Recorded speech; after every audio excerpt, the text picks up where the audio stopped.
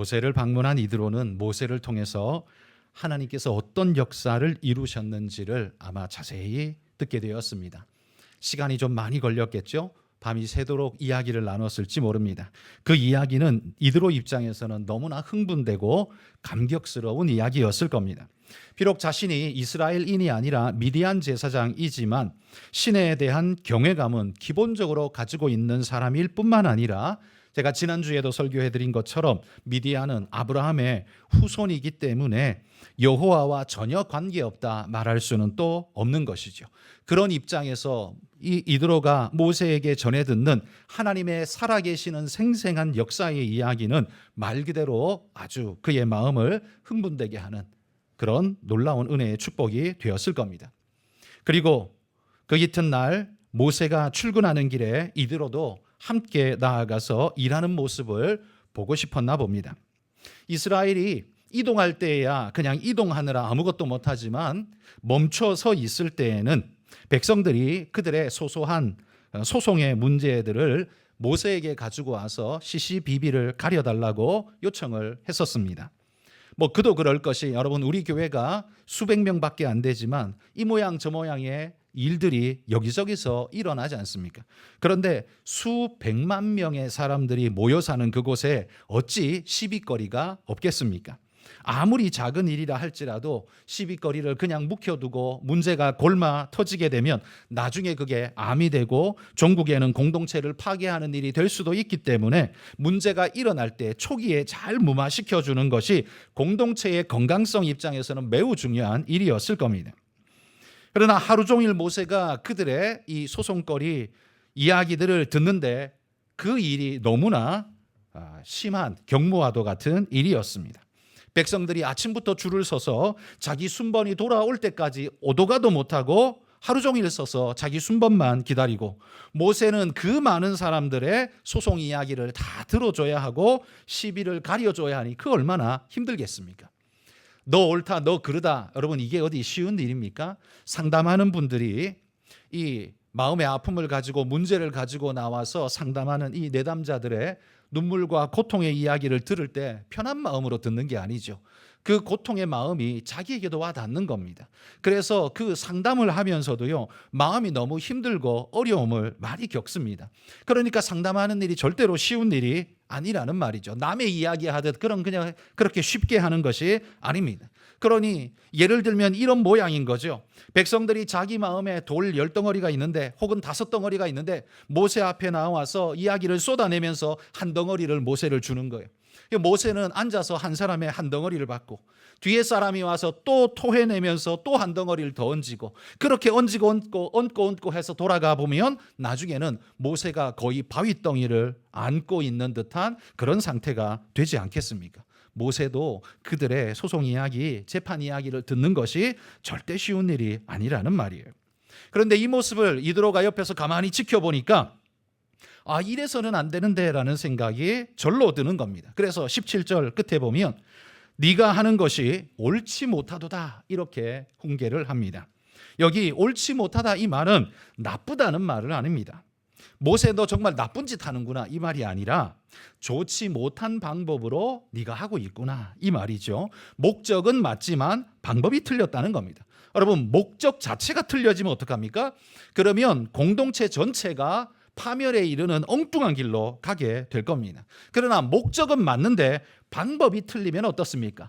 가기는 가겠지만 그 과정이 너무 불편하고 사고가 많이 일어나고 불필요한 사회적 비용이 되게 많이 증가하게 되는 거죠. 그러면 지금 이드로가 지적하는 모세의 잘못된 방식은 도대체 뭐가 잘못됐다는 소리일까요? 그건 바로요, 혼자서 모든 백성의 소송을 처리하고 있는 이게 잘못됐다는 거지요. 이게 무슨 잘못일까요?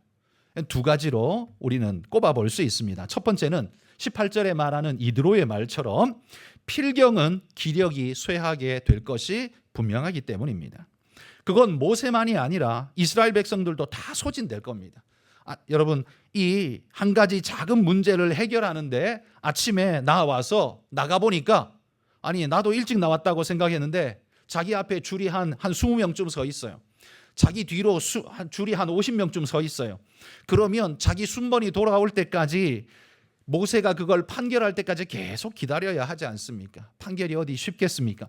한참을 기다리고 자기 순서가 오는데 일이 있어서 중간에 빠져나갔다가 들어올 수도 없고, 나가면 다른 사람이 그 자리를 차지할 테니까 하루 종일 모두가 거기에 매여서 서 있어야 하는 어려움이죠.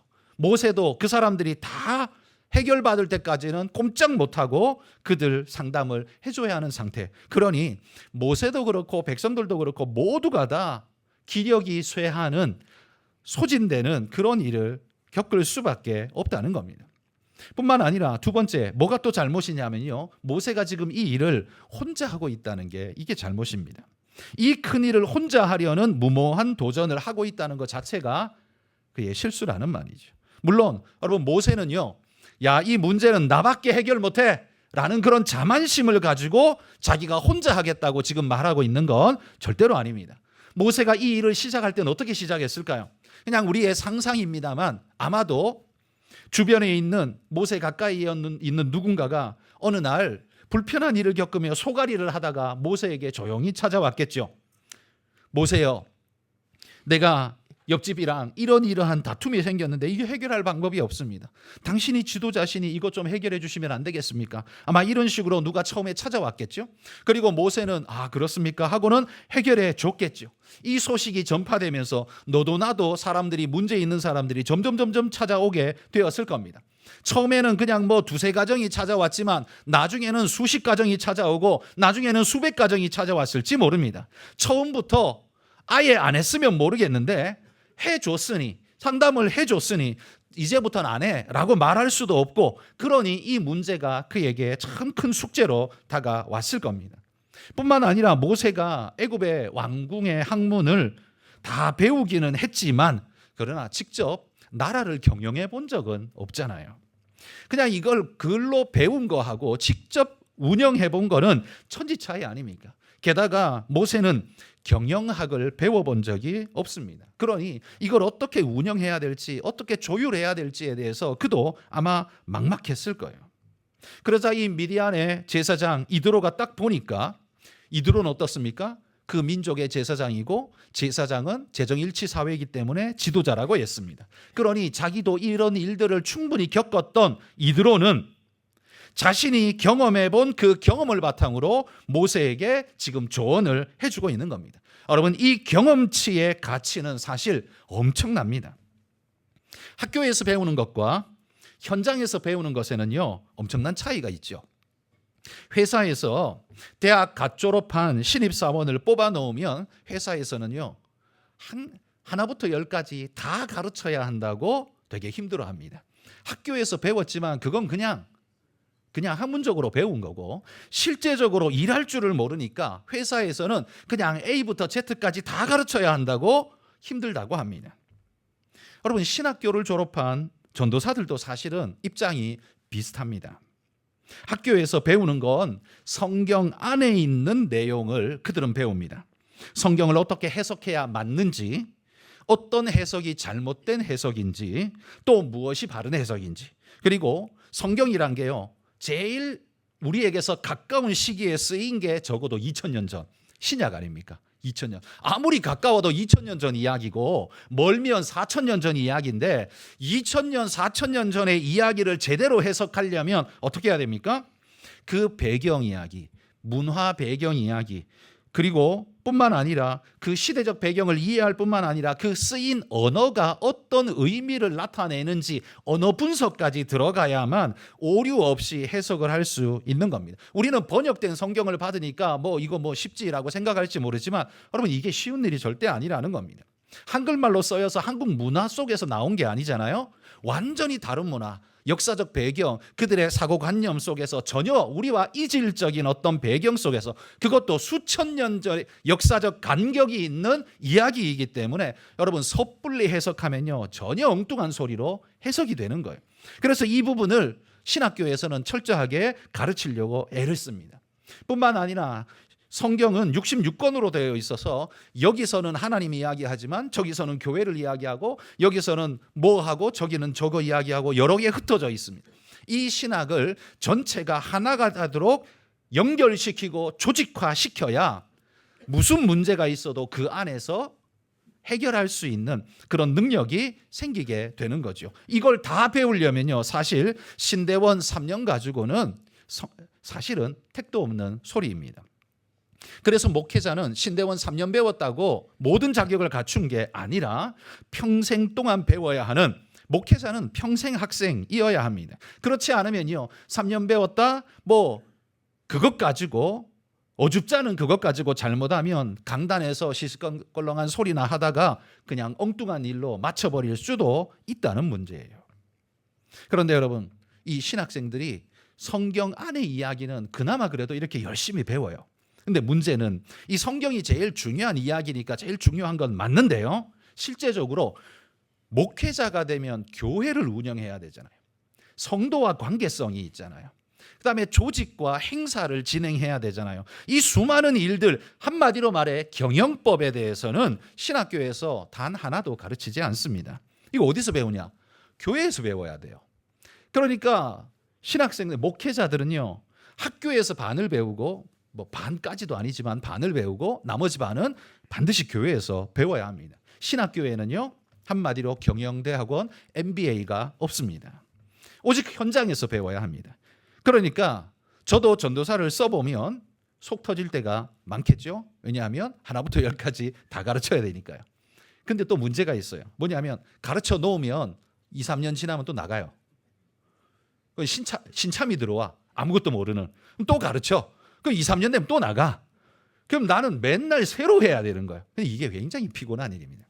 그래서 여러분, 목사님들이 이제 뭐 60 넘어가고 65세 넘어가면 이제 힘들어가지고 더 이상 안 가르칩니다. 귀찮고 힘들어가지고 그냥 알아서 대충 해. 그렇게 하고 그냥 넘어가 버리는 거예요. 그러다 보면 이 경영이, 조직이 느슨해지고 경영이 해이해질 수가 있는 겁니다.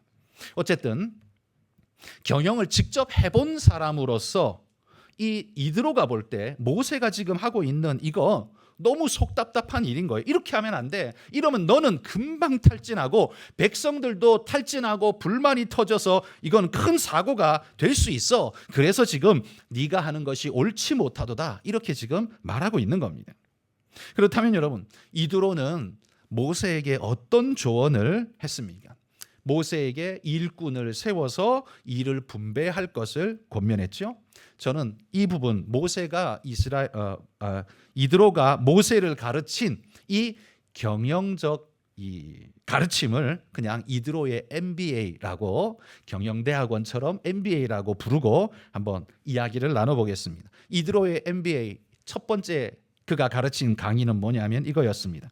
너무 많은 소모를 가져오는 방식은 아무리 목적과 의도가 좋다 해도 절대로 좋은 게 아니다라는 사실이에요. 여러분, 아무리 좋은 지도자라 할지라도 혼자서 모든 것을 하는 건 그건 나쁜 일입니다. 악하다는 말이 아니라 어리석은 일이 될 겁니다.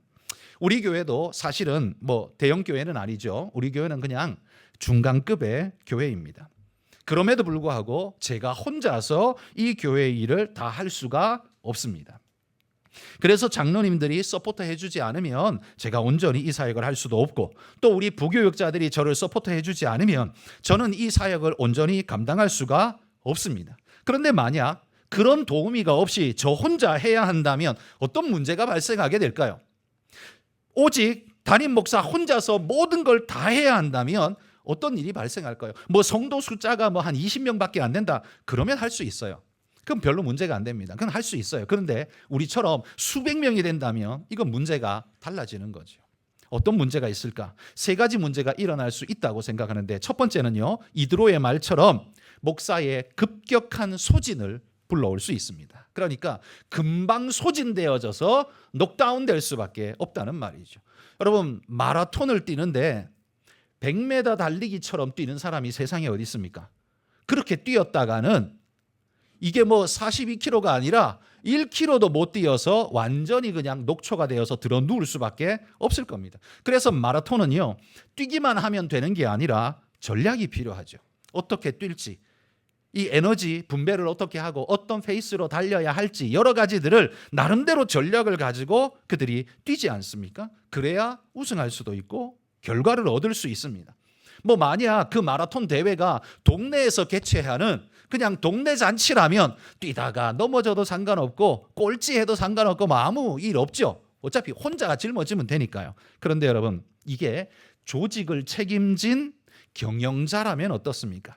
자기 밑에 일명 그 밑에 딸린 식구들이 많다면 그 모두를 책임져야 한다면 어때요? 함부로 할 수 있습니까? 그러면 안 되죠. 함부로 했다간 그 안에 딸린 모든 식구들이 다 어려움을 겪을 수밖에 없습니다. 그런 의미에서 저는 항상 이런 생각을 합니다. 지도자가 생각이 없는 것도 죄다. 지도자가 뭘 꼭 뭐 돈 문제가 생기거나 7개의 문제가 생기거나 무슨 법적 사고를 치거나 그래야만 죄가 아니라 지도자가 생각이 없는 것도 죄다. 왜? 백성들을 성도들을 온전하게 인도하지 못하고 사고로 이끌고 문제가 나도록 만드는 지도자라면 그 자체가 이미 죄가 된다는 거예요. 근데 혼자서 뭘 하면요, 이거는 문제를 안 만들고 싶어도 안 만들 수 없는 상황이 계속해서 벌어지게 되는 겁니다. 급격한 소진이 스스로를 녹다운되게 만들고 그것이 결국 공동체 전체를 어렵게 하는 상황으로 몰고 갈 수밖에 없다는 거예요. 그래서 혼자 하면 좋지 않습니다. 두 번째, 혼자 하면 또 어려운 이야기는 뭐냐 하면 권한의 쏠림 현상이 생겨서 공동체의 건강성을 해치게 됩니다. 무슨 쏠림요? 여러분, 혼자 한다는 말은 수고도 혼자 하겠지만 그걸 뒤집어서 놓고 보면 일하는 자가 입김이 세게잖아요. 일하는 자에게만 권한이 생기지 않습니까? 그렇다면 혼자 일한다면 수고도 혼자 하지만 결국 권한도 혼자 갖는다는 소리가 될 겁니다. 우리가 역사에서 배우듯이 권한이 한 사람에게 집중되면 반드시 어려움이 생기게 됩니다. 부패하게 됩니다. 그래서 우리는 건강한 조율 장치가 우리에게 필요합니다.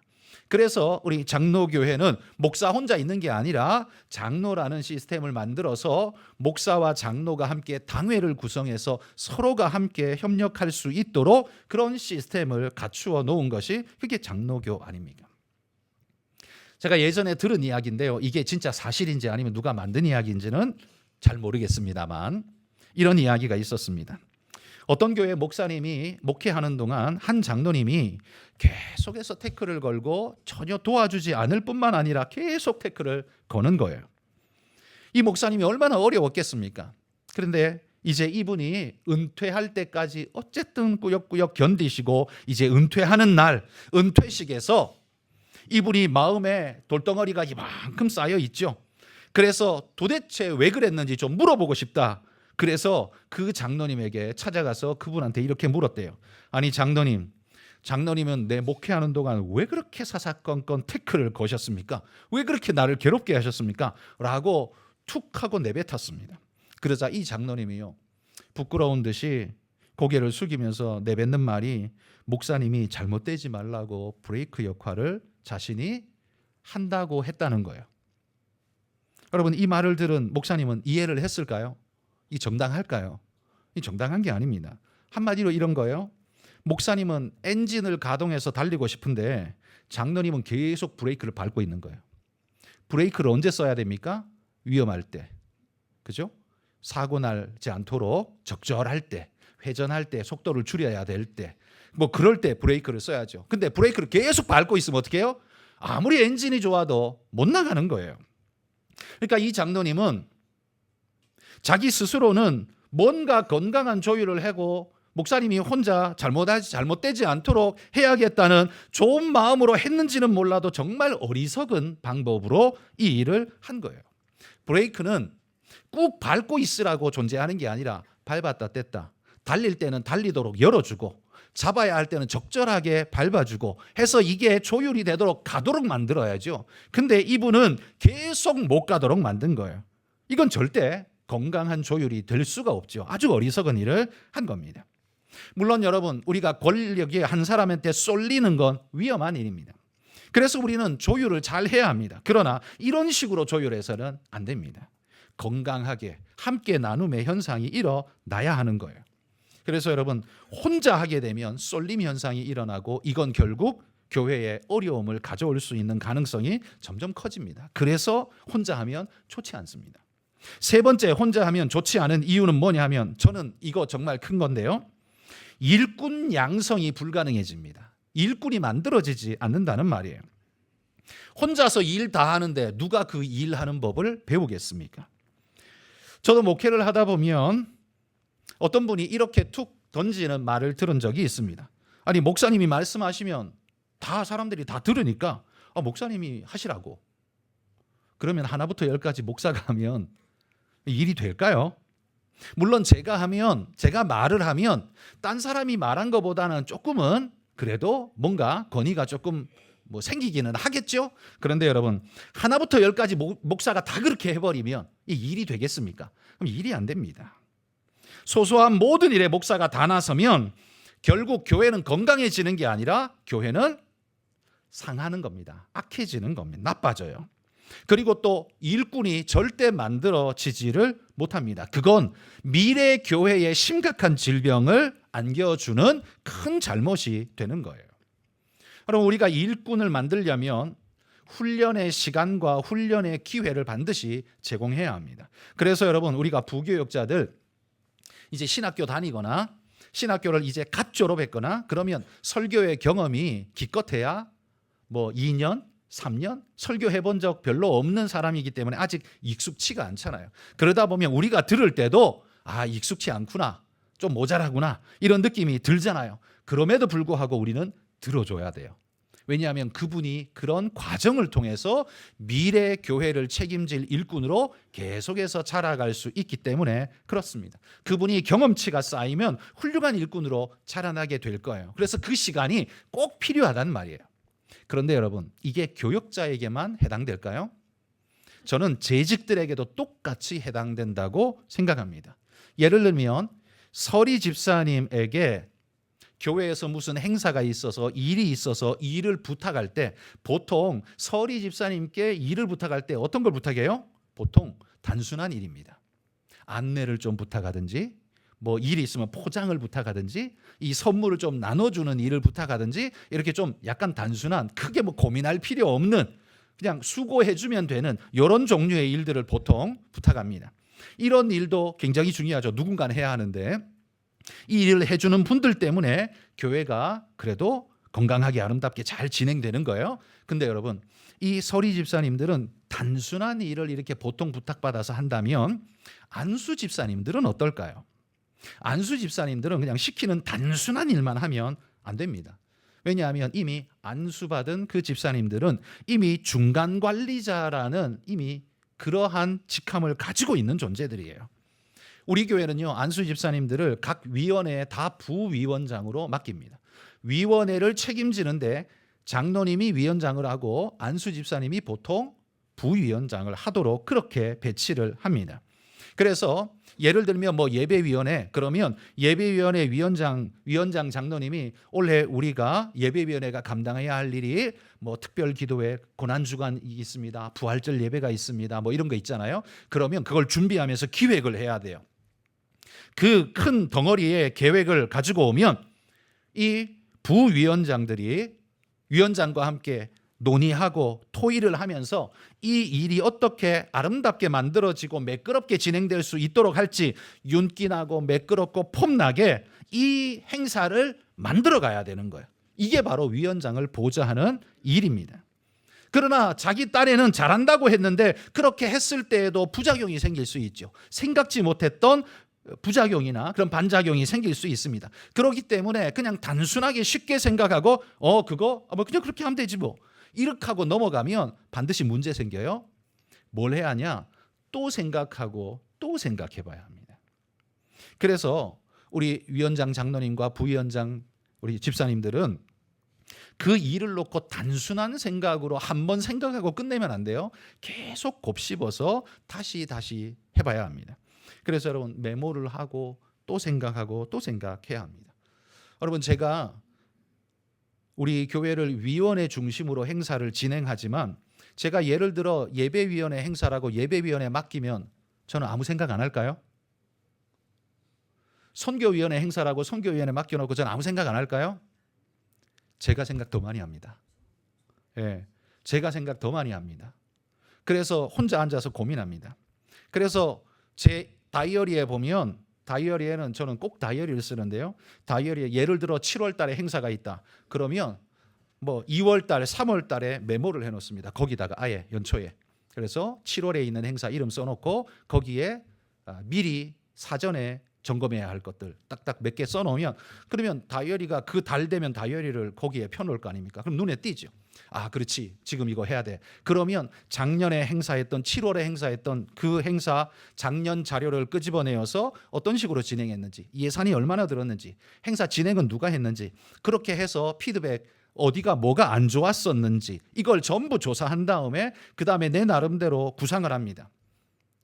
근데 내가 혼자 안 하잖아요. 그러니까 저는 나름대로 머리에 생각을 가지고 그 위원회를 맡은 담당 부목사에게 일을 맡깁니다. 자, 이 일 7월 달에 있으니까 지금 3월인데 7월 달에 이 행사 해야 되니까 기획안을 4월 말까지 나한테 기획안을 제출하시오라고 이렇게 일을 줘요.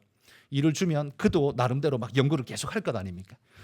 그러면 저는 그때부터 일을 안 하냐? 아니요. 저도 여전히 계속 그거 가지고 고민합니다. 그리고 그들이 기획안을 가지고 오면 무슨 배경으로 어떻게 이게 나왔는지 대충 다 이게 눈에 보이죠. 근데 내가 고민하면서 지나갔던 일들 중에 이건 아니야 라고 싶은 어떤 일이 기획안에 올라올 때가 있습니다. 그러면 저는 그걸 이건 다시 생각해봐. 이거는 좋지 않아. 이건 이러이러한 일이 생길 수 있어 라고 제가 반려를 시키죠. 그럼 다시 기획을 해야겠죠. 제가 아무 생각 안 하고 연구를 안 했다면 그거 할 수 있을까요? 못하죠. 여러분, 목사가 위에 기획안 올라오는 대로 무조건 예스맨이 된다는 건 다른 말로 하면 아무 생각 없다는 소리예요. 그 일에 대해서 생각도 안 해보고 연구도 안 해보고 고민도 안 해봤다는 소리예요. 예스맨이 되는 게 좋은 게 아니에요. 짚어줄 수 있는 게 그게 좋은 거예요. 그래서 사실 제가 그렇게 하다 보니까 우리 부교육자들이 좀 피곤하죠. 걸리는 게 많으니까 다시 이건 이렇게 조정시키는 게 많으니까요. 그런데 제 목회 신념이 있습니다. 뭐냐면 제가 뭐 예전에도 한 말씀드렸습니다만 목회자가 피곤해야 성도가 편하다. 이게 무슨 말이냐면 성도가 목회자를 피곤하게 만들라는 소리가 아니라, 그렇게 하지 마세요. 그게 아니라 목회자가 성도들을 위해서 자기 스스로를 편하게 내버려 두지 말고 계속 생각하고 연구하고 기획하고 뭐 어디 빠진 데 없는지 찾아보고 그렇게 해서 보완을 계속해서 그 다음에 행사를 진행하거나 일을 해야 성도들의 만족도 행복감이 높아지고 기쁨이 더 커지게 됩니다. 일을 했는데 여기서 빵꾸 나고 저기서 준비 안 돼 있고 여기서 사고 터지고 체육대회 준비했는데 비가 오고 비가 오니까 오늘 취소. 아니, 비 올 줄 예상도 하고 플랜 B도 만들어야죠. 근데 그런 생각 아무것도 안 하고 일을 준비하면 어떻게 해요? 그러면 성도들의 만족감이 떨어지고 우리 교회에 대한 자긍심이 무너지고 일도 지지리도 못하네라는 생각을 하게 되고, 그러면 다음번 행사할 때 참여하고 싶은 생각 자체가 안 들죠. 그러면 교회가 쪼그라드는 거예요. 그런데 우리 교회는 뭘 해도 잘해. 그게 그냥 생기겠습니까? 그 절대 그냥 생기지 않아요. 우리 교회는 뭘 해도 잘해. 이건요, 그 앞에 수도 없는 고민과 반복, 연구를 통해서 그 시행착오를 많이 줄여가서 결국에 엑기스를 딱 만들어내기 때문에 우리 교회는 뭘 해도 잘해가 나오지, 생각 없이 있는데 일이 잘 되는 일은 절대로 없습니다. 그러니 여러분, 우리 안수 집사님들은, 여러분들은 그냥 주는 거 밥 떠먹는 사람들이 절대 아닙니다. 바로 이런 기획을 해야 되는 사람들입니다. 그래서 장로님하고 앉아서 필요하다면 우리 목사님들하고 그다음에 필요하다면 담임 목사님까지 찾아와서라도, 저한테까지 찾아와서라도 이러이러한 계획으로 진행하면 어떨까요? 이렇게 하면 혹시 목사님 생각 어떻습니까? 해서 좀 첨언도 듣고 이렇게 하면서 서로 만들어 가야 하는 역할을 해야 될 사람, 기획자가 누구냐? 이게 안수 집사라는 말이에요. 그냥 행사 진행되는 거 그냥 구경하고 뭐 장로님이 하시겠지, 그렇게 하고 진행하면 안 된다는 말이에요. 그래서 여러분, 제가 예전에 누차 이렇게 말씀드렸어요. 우리 집사님들한테는 되게 죄송한 말처럼 들릴 수 있는데요, 아무 생각 없이 살다가 주일만 딸랑 와서 그냥 교회 그냥 예배만 딱 드리고 가는 사람은 절대로 특별히 장로로 뽑지 마라 라고 제가 신신당부를 했어요. 왜겠습니까? 그 일을 해본 자만이 그 일을 할 수 있어요. 그 일의 과정 속에서 시행착오를 많이 겪은 사람만이 이 일의 본질을 깨닫고 이 일은 이런 거야라는 성격을 규명하고 바른 길을 찾아갈 수 있어요. 아니면 어떻게 돼요? 계속 이상한 일 만들고 빵꾸 나는 일 만들고 하면 성도들이 피곤해지고 교회의 가치가 자꾸 떨어지게 되는 겁니다. 그러므로 여러분, 숙고의 시간과 일의 완성도는 언제나 비례합니다. 여러분 직장에서도 마찬가지 아닌가요? 여러분 직장도 그냥 놀고 먹으면 월급 나오는 거 아니지 않습니까? 마찬가지로 교회도 그냥 가만히 앉아서 생기는 일이 절대로 아닙니다. 교회 일이라고 여러분 그렇게 쉽고 호락호락하게 진행되는 게 절대 아닙니다. 제일 무서운 게 사람의 입이잖아요. 여기 입이 몇 개 있나 한번 세보십시오. 여기 있는 입의 10분의 1만 이야기를 해도 거의 초죽음이 됩니다. 그러니까 그 입이 그러한 말을 하지 않을 수 있도록 최선을 다해서 문제들을 없도록 만들려고 기획하고 또 연구하고 해야 하는 게 교회의 일이라는 거죠. 그래서 굉장히 생각을 많이 해야 됩니다. 재직들이 이 일을 왜 해야 하느냐, 특별히 우리 안수 집사님들이 왜 해야 하느냐, 그래야 일에 대한 개념이 잡히고 안목이 서게 됩니다. 일 그냥 하면 되지. 일 안 해본 사람이 그렇게 말합니다. 이렇게 말하는 사람은요, 자기는 일 해본 적이 없다는 걸 그냥 증명하는 거예요. 그냥 하면 되지. 안 됩니다. 일 해본 사람은 일이 그냥 되지 않는다는 걸 누구보다 잘 알 겁니다. 여러분, 목사가 혼자 일을 하면 바로 이렇게 일꾼들이 만들어지지 않습니다. 그러면 목사는 영원히 혼자 일을 해야 합니다. 그러면 교회는 발전하느냐? 절대로 발전할 수 없습니다. 그 교회는 그냥 몰락하는 교회가 될 수밖에 없습니다. 좋은 교회는요, 언제나 함께하고 함께 만들어가고 그 기쁨을 함께 누리는, 이게 좋은 교회입니다. 그래서 세상은 인건비를 줄이기 위해서 최대한 인력은 줄이고 효과는 배가시켜야 되지만 교회는 반대예요. 교회는요, 혼자 할 수 있는 일도 가급적이면 한 두세 명이 일하게 만들어서 그 일의 기쁨과 열매, 자긍심을 그 두세 사람이 함께 누리고 그렇게 누리도록 만들어야 돼요. 그래서 교회의 시스템은 세상하고 조금 다릅니다. 한 사람이 할 수 있는 일도요, 가급적이면 두세 사람이 같이 하고, 그럼 일하면서 이야기 나누면서 기쁨을 서로 함께 하고, 혼자 하는 게 힘들지 않고, 세상의 일은 월급이나 나오지만 교회 일은 그런 것도 없잖아요. 그러니 함께 하면서 기쁨을 그나마라도 위로받고 함께 하고, 그렇게 만들어가는 것이 그게 교회 일입니다. 그러니까 여러분, 너무 많은 소모를 가져오는 방식은 아무리 목적과 의도가 좋다 해도 절대로 그건 좋은 일이 아닙니다. 이게 이드로가 모세한테 가르쳐준 첫 번째 가르침이라는 거예요. 두 번째 가르침은 뭐냐 하면, 숨어있는 좋은 일꾼을 발굴해서 키워나가라. 이게 이드로가 가르친 두 번째 가르침입니다. 그러나 여러분, 여기서 우리가 꼭 기억해야 할 건, 숨어있는 완벽한 일꾼은 절대로 없습니다. 숨어있는 완벽한 일꾼은 없습니다. 그러면 우리는 누굴 찾아야 하는가? 우리가 찾는 건요, 될 만한 떡잎, 그거면 됩니다. 이 사람은 할 수 있겠구나, 이 사람은 이런 또 은사가 좀 있구나, 그러면 그 사람과 함께 하면서 계속해서 이렇게 키워나가는 거예요. 그러면 누군가는 이렇게 또 반문할 수 있을 겁니다. 왜 그렇게 사람을 가리면서 찾냐고 아마 이렇게 질문할 수도 있을 거예요. 그러나 이건 현실적 이유 때문인데요. 여러분, 가르친다고 모든 사람이 일꾼 되는 거 아닙니다. 여러분들도 경험해 보시겠죠? 가르친다고 다 일꾼 되는 거 아니에요.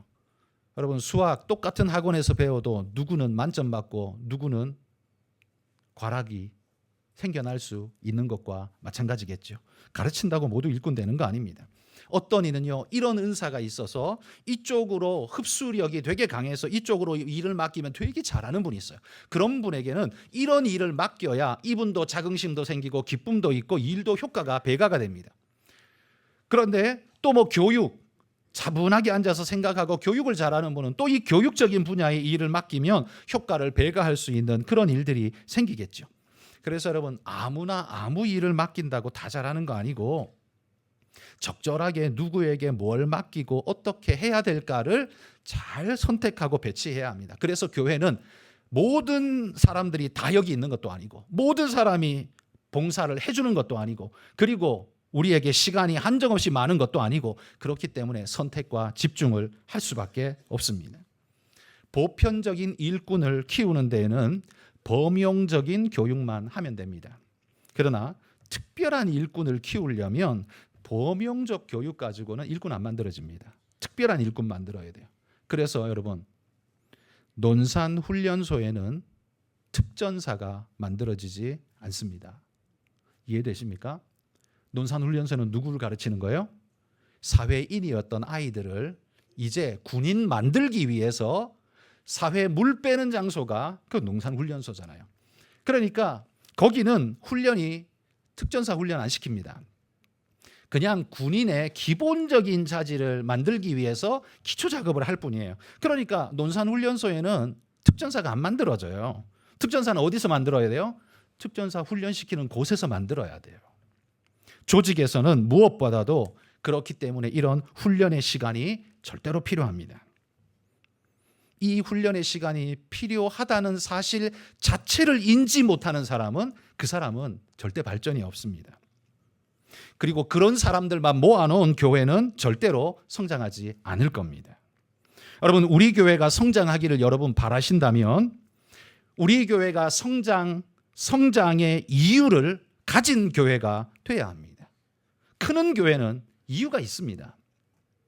뭐 자리가 좋든 교회 건물이 좋든 뭐라도 이유가 있습니다. 근데 그런 것만 가지고는 안 되죠. 진짜 이유가 필요합니다.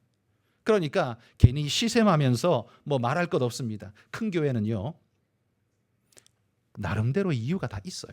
그러면 우리는요, 우리 주변에도 이 흑석동에도 10개가 넘는 교회가 있는데 왜 한가람 교회에 와야 하는가에 대한 이유가 있어야 되지 않을까요? 그걸 보여줄 수 있어야 되지 않을까요? 그래야 오십시오라고 말할 수 있지 않을까요? 그걸 가져야 합니다. 그걸 누가 만들어요? 그걸 우리가 함께 만들어 가야 한다는 거예요. 일례로 여러분, 설교만 좋으면 교회가 그냥 클까요? 설교만 좋으면? 설교가 제일 중요한 것은 사실입니다만 그걸로만 크지는 않습니다. 예를 들어서 좀 극단적인 예지만 제가 한번 예를 들어보면, 목사님의 설교는 되게 좋아요. 그런데 예배당에만 들어오면 냄새가 그냥 쓰레기통 같은 냄새가 나. 좀 극단적인 예입니다만. 근데 이게 한 주 그러면 괜찮아요. 아, 오늘 뭐 여기 어딘가에 문제가 있나 보다. 고치면 되니까. 근데 이게 매주 그렇다고 생각해 보세요. 자, 그 교회에 여러분은 가고 싶습니까? 코가 괴로운데 못 갈 겁니다. 안 갈 겁니다. 여러분, 목사님 설교는 좋은데 그 교회에서 뭐 행사한다고 해서 가봤는데 행사가 그냥 엉망진창이야. 누가 기획을 했는지 이거 계획도 없고 엉망진창에 되는 일도 없고 전부 빵꾸 나고 하면 그런 일 자긍심이 생기겠습니까? 이런 교회에 내가 몸담고 싶다는 생각이 드시겠습니까? 안 들겠죠. 그러니까요. 우리가 성장하는 교회가 되고 싶다면 우리 교회를 선택할 만한 이유를 우리는 가져야 합니다. 그러려면 그 이유를 만들어낼 수 있는 공동체가 돼야 된다는 말이에요. 그걸 목사가 혼자서 만드나요? 불가능합니다. 우리가 함께 만들어야 합니다. 그래서 우리가 함께 마음을 모으고 숨은 일꾼들이 여기저기서 만들어져서 이드로가 말한 것처럼 누구는 천부장, 누구는 백부장, 누구는 십부장 세우는 것처럼 그렇게 일꾼이 곳곳에서 만들어져서 자기 역할을 잘 감당할 때, 그래서 전체가 원활하게 돌아갈 때, 그럴 때 우리 교회는 반드시 성장하게 될 것입니다. 여러분, 교회 사역은요, 실력도 정말 필요합니다. 이 진짜 중요하죠. 실력 필요해요. 그런데 실력보다 자세가 훨씬 더 중요합니다. 제가 부교육자들을 많이 씁니다만 제 머릿속에 기억이 남는 부교육자는요, 실력이 좋은 사람이 아니라 자세가 좋은 사람이에요. 실력이 좋은 사람은 첫눈에 눈이 갑니다. 그런데 자세가 안 좋아요? 그러면 실력이 좋아도 그냥 제껴놓게 됩니다. 넌 아니야. 그런데 실력은 조금 모자라지만 사람이 자세가 좋아요. 이 사람은 반드시 시간이 지나면 점점점 성장하게 돼 있습니다. 왜? 자세가 좋기 때문에 배우려고 하고 하려고 하고 애쓰고 하다 보면 그 사람이 기억에 계속해서 남게 돼 있어요. 그래서 실력 좋은 사람은 앞은 좋은데 뒤가 안 좋고 자세까지 좋아야 이게 진짜 좋은 사람이 되는 거죠. 교회도요, 주님 다시 오실 때까지 교회의 사명을 끝까지 감당하고 성도들이 오고 싶은 교회가 되게 해서 그 성도들이 교회를 통해서 하나님을 기억하고 신앙을 다시 한번 회복하고 일어나게 해줄 수 있는 교회가 되게 하는 것, 그게 교회의 사명 아닙니까? 우리가 그거 하려면 목사 혼자서는 절대 불가능하죠. 함께 해야 한다라는 말입니다. 그래서 제가 특별히 우리 장로님들뿐만 아니라 우리 안수 집사님들에게 특별히 당부합니다.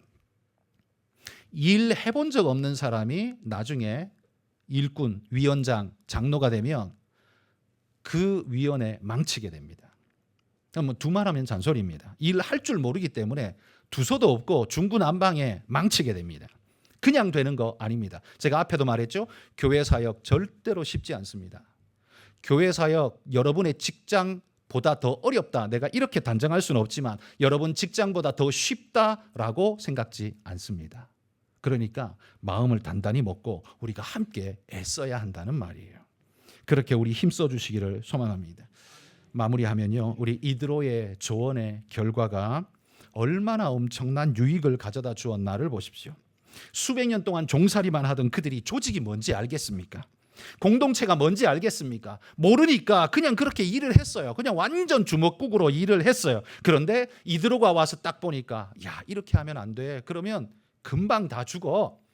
조직의 틀을 세우고 키트를 만들고 체계를 잡아주는 일을 이드로가 해줬습니다. 그랬더니만 이스라엘 나라 역사 전체를 이끌어가는 키틀이 만들어지게 되죠. 1000부장, 100부장, 50부장, 10부장 이런 제도 시스템이 만들어지고 또 이런 사람들은 아무나 세우는 게 아니야. 하나님을 두려워하고 진실하며 불의한 이익을 미워하는 참된 사람들이 세워져야 해라고 기준을 딱 가르쳐 주니까 이렇게 조직을 만들어내니까 이후에 이스라엘이 바로 이런 시스템으로 계속해서 건강하게 세워져 가게 되는 겁니다. 여러분, 이드로가 왜 모세를 방문했을까요? 아마 이드로의 모세 방문 목적은 자기 딸 십보라와 두 손자를 모세에게 안내해 주기 위해서 아마 데리고 온 것이 그의 주 목적이었을 겁니다. 그런데 와서 보니까 야, 이게 상태가 이대로 두면 안 되겠다 이런 생각이 들죠. 그래서 예상치 못한 방문의 열매가 새로운 유익으로 이스라엘에 주어지죠. 체계를 잡아주고 키트를 만들어주는 놀라운 일들을 하게 된 것입니다. 여러분, 이렇게 우리도 체계가 잡히고 키틀이 잡힌 교회로 세워져야 건강하고 아름다운 교회로 발전할 수 있습니다. 여러분, 우리 교회 건물 지을 건데요. 건물 짓는다고 그냥 되는 게 아닙니다. 저 건물을 진짜 폼나게, 정말 유익하게, 정말 가치 있고 의미 있게 만드는 건 그 안에 있는 사람들의 준비된 모습, 시스템, 체계화 이런 여러 가지가 절대로 필요합니다. 그냥 놀고 앉아서는 건물 짓는다고 해서 발전하는 게 아니라는 말이에요. 우리가 뭘로 준비되어야 할지를 우리 성도들이 모두 마음에 결단을 하고, 여러분, 그냥 왔다 갔다 하는 사람 되지 마십시오. 그 사람들은 백날이 지나도 신앙 안 자랍니다. 여러분이 뭔가를 보태기 위해서, 뭔가를 마음에 두고 함께 하기 위해서 마음을 좀 더 쓰는 그런 분들이 되시기를 소망합니다. 그러면 여러분도 발전할 줄 믿습니다. 기도하겠습니다.